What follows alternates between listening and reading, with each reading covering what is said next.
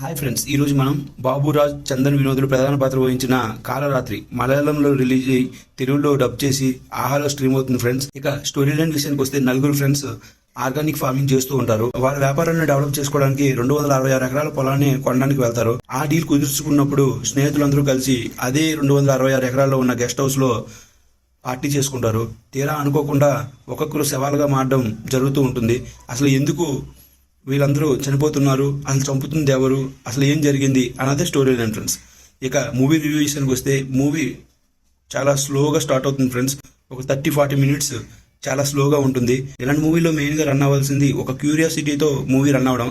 అదైతే ఈ మూవీలో మనకు లోపిస్తుంది. వాస్తవానికి ఇది ఒక సస్పెన్స్ థ్రిల్లర్ అయినా ఈ మూవీ అంత థ్రిల్ ని మనకి గురి చేయలేదు, అంత సస్పెన్స్ ని మనకి ఇవ్వలేదు. మనం ఎక్స్పెక్ట్ చేస్తూ ఉంటాం. క్లైమాక్స్ లో ఒక చిన్న ట్విస్ట్ ఉంటుంది. అది సీక్వెల్ కోసం ప్లాన్ చేసేటట్లుగా ఉంటుంది. అదైతే కొంచెం ఇంట్రెస్టింగ్ గా ఉంటుంది అంతే. ఇక నైట్ విజువల్స్ మాత్రం కొంచెం బాగానే అనిపించాయి. లేట్ నైట్ లో ఆ లైటింగ్ మాత్రం బాగానే అనిపించింది. సినిమాటోగ్రఫీ బాగుంది. యాక్టర్స్ అందరూ బాగానే చేశారు. కాకపోతే స్క్రీన్ ప్లే, స్లో నెరేషన్ వల్ల ఈ మూవీ చూడడం కొంతవరకు బోర్ కొడుతుంది.